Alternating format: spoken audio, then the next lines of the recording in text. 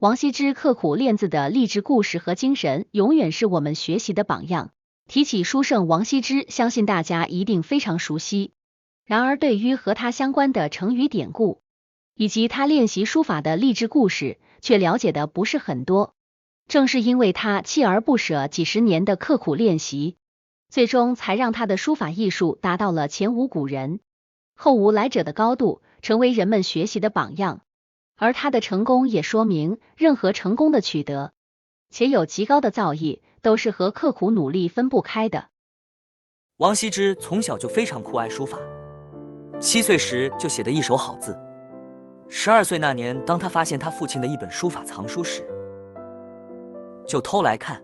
原本想等他长大后再传授让他学习的父亲，被王羲之的下跪请求所深深感动，并答应了他的要求。王羲之练习书法非常刻苦，甚至痴迷，连走路和吃饭都不放下。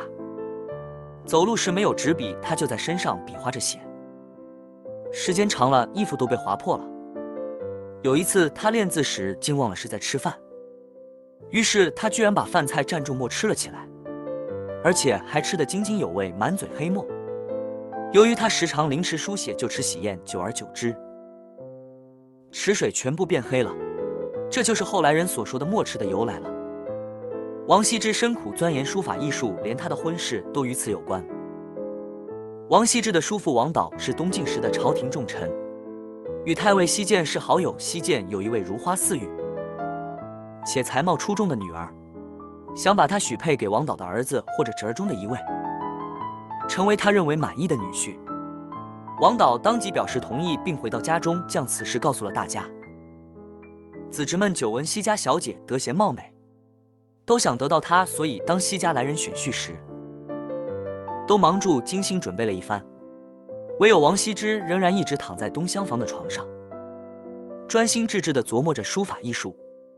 西家来人认真细致地看过王导的每个子侄后，回去禀报说王家诸儿郎都不错，只是东厢房那位公子躺在床上毫不介意，只顾用手在席子上比划着什么。西涧听后高兴地说，东床的那位公子必定就是书法上颇有成就的王羲之了。此子如此潜心学业，正是我意中的女婿啊。于是就把女儿嫁给了王羲之。这便是东床快婿的典故了。为了练好书法，王羲之在书房内院子里大门旁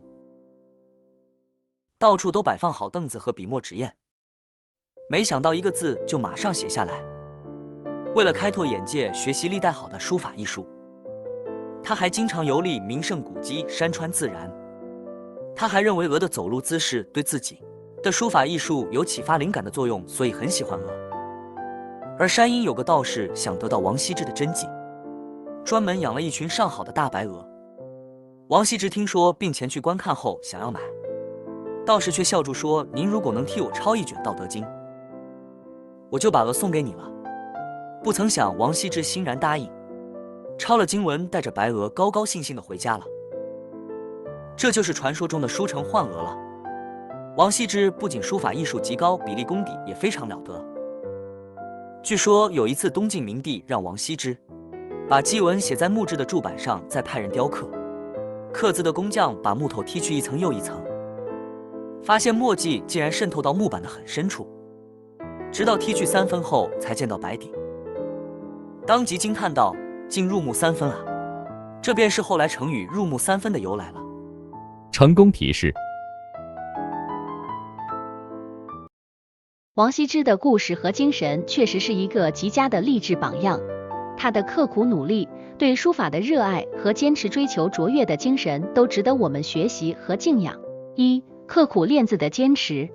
王羲之从小就展现了对书法的热爱，并且在幼年时就开始努力练字。他不仅刻苦，更是痴迷，连基本的生活需求都放在一边，专注于书法的练习。这种坚持和毅力对于追求任何目标都是非常重要的品质。专注致志。王羲之的专注程度让人印象深刻，他在走路、吃饭时都不忘练字，这种对于目标的执着是成功的关键之一。他的故事告诉我们，只有当你真正投入，才能取得卓越成就。追求卓越。王羲之的追求不仅是练习，还包括学习和涵养。他游历名胜古迹，观察自然，这些丰富的经历都为他的书法提供了灵感。这提醒我们要追求卓越，需要不断的学习和开拓视野。4. 不为物质放弃信念。王羲之愿意用自己的书法换取一群白鹅，这种不为物质放弃自己的信念的精神，是我们可以学习的品质。有时候，价值观和信念比物质更重要。5. 品质和技艺的高度。王羲之的书法艺术被誉为前无古人，后无来者，他的笔力功底更是非常了得。他对书法的卓越追求和技术的精湛表现，是我们可以努力模仿的目标。总的来说，王羲之的故事提醒我们，无论追求什么目标，都需要刻苦努力，专注致志，追求卓越，并且坚守自己的信念。他的精神永远是一个极具启发性的榜样，鼓励我们追求自己的梦想，并练就卓越的技能。李白励志故事：从铁杵到诗仙。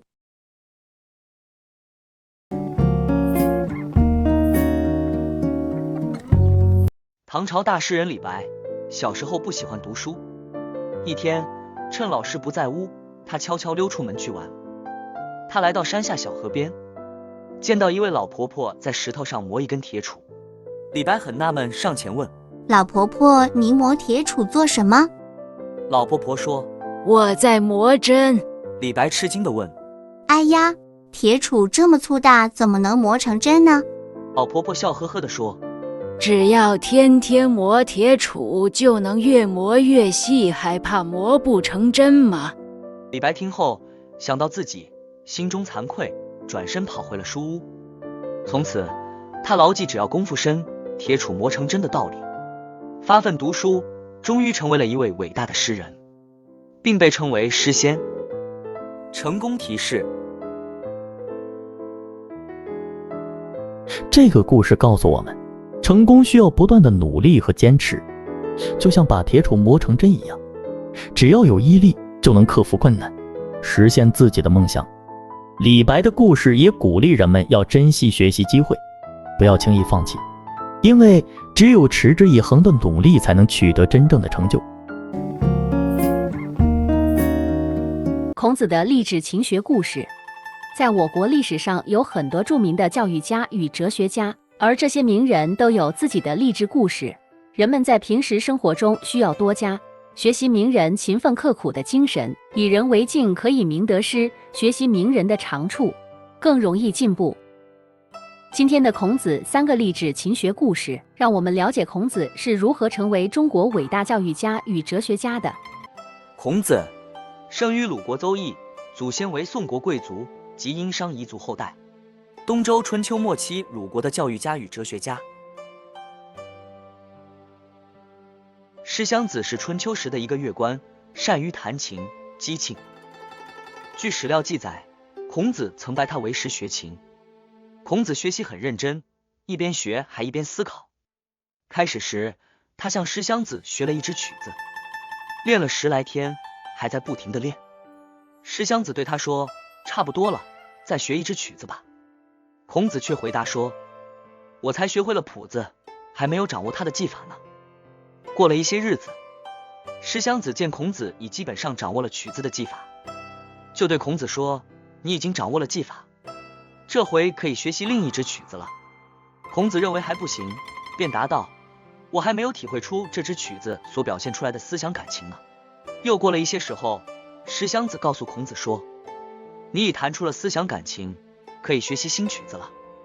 孔子又说：我还体会不出作曲子的是一位什么样的人呢。于是又继续练下去。就这样过了好长时间，终于有一天，孔子高兴地跑来，对师襄子说：我已经体会出曲子的作者了。庄重的面孔，高高的身材，两眼仰视，一心想着以德服人，感化四方，除了周文王还能有谁呢？师襄子高兴地说：一点不错，这支曲子正是文王操啊，为编3绝。孔子幼年丧父，家境贫寒，没有受到良好的教育，只能透过自学来获得知识。从15岁开始，孔子便发奋读书，因为没有人教，在学习上碰到难题就得到处找人请教，只要能解答自己的疑问，不管什么人他都可以拜为老师。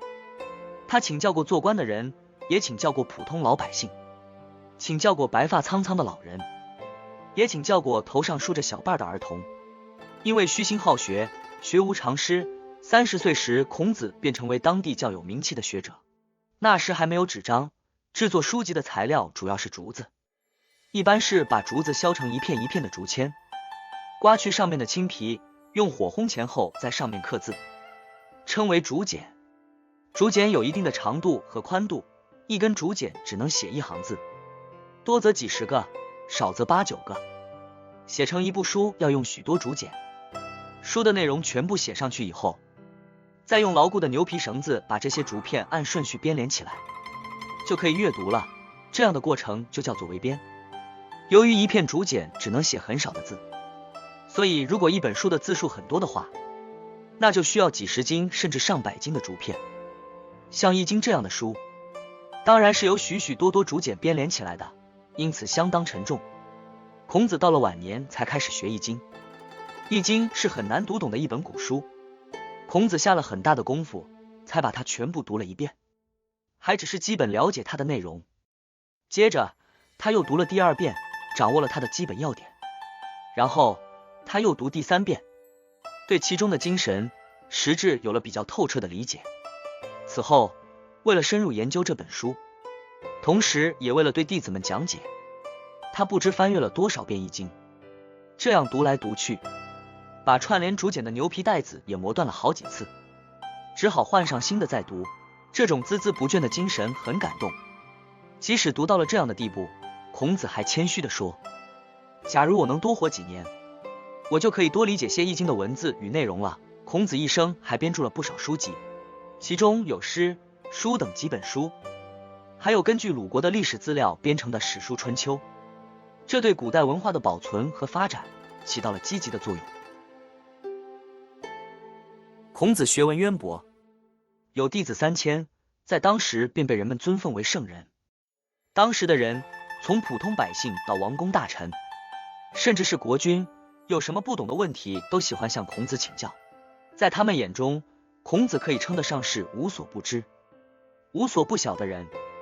然而孔子并没有因为众人的推崇而骄傲自满，他总是认为3个人在一起走路，总有一个人可以做我的老师，因而愈加谦虚谨慎。一次，孔子到太庙参加鲁国国君的祭祖典礼，他一进太庙就向别人询问祭祖典礼的事，几乎把每个细节都问到了。当时人有嘲笑他说，谁说邹人之子？孔子的父亲做过邹县的县官，所以当时有人把孔子称为邹人之子，懂得礼仪。他来到太庙还不是什么事都要向别人询问。孔子听了那人的欧讽，一点也没有感到羞耻，反而微笑着回答道，我对于自己不明白的事，必定会向别人虚心请教，这恰恰是我要求知礼的表现啊！如果明明不知道，却假装知道，而耻于向别人请教，那我就永远不会懂得礼仪了。成功提示：孔子的这些励志勤学故事展现了他对学习的极高追求和不懈努力，也反映了他虚心好学、谦逊待人的品德。这些故事为我们提供了宝贵的启示。精益求精，追求卓越，孔子学勤的故事告诉我们，要想成为真正的专家，需要不断磨练，持之以恒，追求卓越。只有在不断超越自我，追求更高境界的过程中，才能达到真正的精湛技艺。虚心好学，学无止境。孔子的学习态度是虚心请教、不断追求的态度。他从各种人身上汲取智慧，无论对方地位高低，都愿意向他们学习。这种虚心好学的品质是成为真正智者的关键。不畏艰难，恒心毅力。孔子读易经的故事，展现了他对知识的渴望和不怕困难的毅力。他多次阅读并反复钻研，甚至因此把书上的牛皮带子磨断了多次，但他仍然坚持下来，不懈努力，最终取得了深入理解。谦逊待人，不自满不自负。孔子不因被人尊奉为圣人而骄傲自满，他依然保持谦逊的态度，时刻愿意向别人请教。他的谦虚使他能够不断吸取新知识，不断提高自己的修养。这些故事不仅是古代历史的见证，也是我们今天仍然可以学习和借鉴的道德和学术观念。通过学习孔子的励志勤学故事，我们可以汲取他的智慧，更好地指导自己的学习和生活。唐伯虎学画。唐寅1470年3月6日到1524年1月7日。字伯虎，又字子卫，以字行，号六如居士，桃花庵主。陶禅先历，鲁国唐生，直隶苏州府吴县人，明代画家、文学家，江南四大才子之一，在画史上又与沈周、文征明仇英合称明四家或吴门四家。唐伯虎生活在一个小康之家，自小就有绘画天赋，且小有名气，当地的富豪之家经常请他去作画。当时的唐伯虎不免沾沾自喜，但唐伯虎的母亲觉得稍有一点成就就满足是不行的，必须专心致志把绘画钻研透才行。母亲把这个道理跟唐伯虎说，让他去跟沈周学画。沈周在那时已是有名的大画家，居住在离唐伯虎家不远的地方。唐伯虎背着母亲给他准备的行李去拜沈周为师。学了1-2年后，唐伯虎认为自己画得不错，便开始不专心练习，想回家。沈周看出唐伯虎的心思，就让妻子准备一桌饭菜送唐伯虎，让他出师吧，不用再学了。沈周让人把饭菜送到院子里的一个房间，这间房唐伯虎从没去过。唐伯虎走进间房，觉得很奇怪，房子居然有4扇门，他从一扇门出去，另外3面也各有一扇门，而每一扇门外都是不同的风景。这一扇门外姹紫嫣红，那一扇门外莺歌燕舞，另一扇门外流水潺潺。